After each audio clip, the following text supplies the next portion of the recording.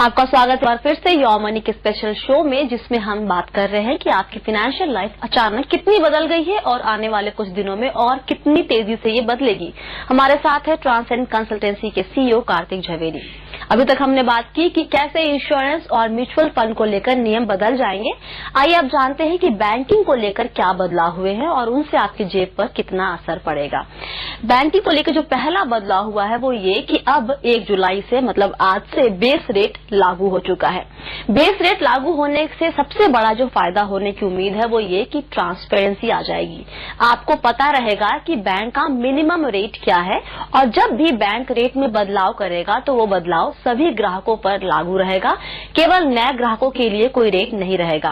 Bank कभी ग्राहकों को पुराने सिस्टम से बेस रेट सिस्टम पर आने की अनुमति भी दे रहा है। कार्तिक, काफी बड़ा बदलाव है ये बेस रेट का, काफी दिनों से बात हो रही थी इसके ऊपर।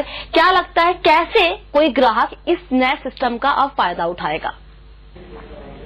देखिए स्वाति, मेरे ख्याल से ये जो बैंक रेट का चेंज का वाला जो ये बदलाव आया है, ये मेरे ख्याल से पहला एक ऐसा बदलाव है जहां पे हम ये बिल्कुल कह सकते हैं कि गवर्नमेंट ने कुछ आपके और हमारे बारे में सोचा है, यानी कि हमको प्रॉफिट दिया है। अब 1% का अगर डिफरेंस हो जाता है होम लोन्स में, तो वो होम लोन्स करीब 15 साल का आपको अगर लोन होता है तो उसमें 10 से 15 लाख का आपको बेनिफिट हो जाता है। तो एक सबसे बड़ा बेनिफिट है कि क्योंकि कोई नई बैंक अगर नए लोन दे रहे हैं और वो अगर कम रेट पे दे रहे हैं और आपका लोन एग्जिस्टिंग लोन जो हायर रेट पे होता है, तो आपको ये ऑप्शन मिलता है कि आप वो लोअर रेट पे चले जाएं। तो ये 1% से काफी 10-15 लाख का फायदा हो सकता है आपको ओवर 15-20 ईयर्स। दूसरी चीज ये है कि बहुत बार हमारा लोन अगर 10% पे है और अगर नया यह हमारा ही बैंक दूसरा नए लोगों को 8.5-9% पे दे रहा है, तो हम ये सोचते थे कि हम क्यों ना हमारा लोन यहाँ पे प्रीपे करवा लें और दूसरी किसी बैंक से फंडिंग करा लें। तो ये फंडिंग कराने की भी जरूरत अभी नहीं रहेगी, क्योंकि ये फंडिंग में भी हमें 1 या 2% प्रीपेमेंट कॉस्ट देना पड़ता था। तो ये सही मायनों में एक बहुत ही अच्छा प्रॉफिटेबल मूव हुआ है जो हमको बहुत ज्यादा फायदा करेगा। हमें ये पता चलेगा कि बैंक अगर 8% उसका बेस रेट है, अगर हमारा रेट 9 है, तो जब बैंक उसका रेट 8.5 करेगी तो ऑटोमेटिकली हमारा 9.5 हो जाएगा। तो हमको कोई कंफ्यूजन नहीं होगा, हमको कोई परेशानी नहीं होगी और हमको ये लगेगा कि सबको एक फेयर ट्रीटमेंट मिल रही है। तो बहुत ज्यादा ट्रांसपेरेंसी का ये फायदा है, प्लस प्रॉफिट भी होगा इससे। तो मेरे ख्याल से ये बहुत ही अच्छा एक परिणाम हुआ है।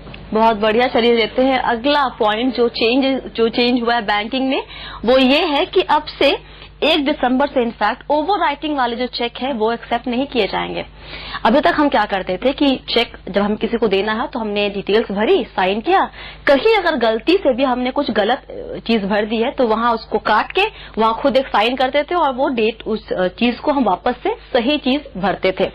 अब ये चीज नहीं हो सकेगी। अब आप अपने जो चेक को थोड़ा केयरफुली बहुत ध्यान से भरना होगा, क्योंकि वो काट कूट करके उसके ऊपर दोबारा साइन करके उस चीज को दोबारा सही से भर के ये काम नहीं चलेगा। चेक को जब आप किसी को आप इशू करते हैं तो काफी सावधानी रखनी होगी और ये शुरुआत दिल्ली में इनफैक्ट हो चुकी है, बाकी मेट्रोज में भी हो जाएगी। 1 दिसंबर से हम उम्मीद कर रहे हैं कि ये जो सुविधा है, जो नया जो बदलाव है चेक ओवर राइटिंग का, वो पूरे मेट्रोज में लागू हो जाएगा। तो ये थे आज कुछ बदलाव जो आपको हमने बताए, जो इंश्योरेंस, म्यूचुअल फंड और बैंकिंग इन तीनों से जुड़े हुए थे। आपने ये बदलाव आज देख लिए हैं, इनको देख के नोटिस कीजिए, कहीं लिख के रख लीजिए और इन बदलाव के मुताबिक अगर आपको अपने पर्सनल फाइनेंस में कुछ चेंजेस करने हैं तो वो भी कीजिए। और इसके अलावा जो बदलाव होते रहेंगे इन तीनों चीजों में आपको हम वो आगे चलते हुए अपडेट जरूर देते रहेंगे। बहुत बहुत शुक्रिया कार्तिक, आज हमारे इन पूरे नए चेंजेस को समझाने के लिए, दर्शकों को अपना व्यू पॉइंट वहां रखने के लिए। और योर मनी के इस खास शो में फिलहाल इतना ही, लेकिन आप बने रहिए CNBC आवाज के साथ। नमस्कार।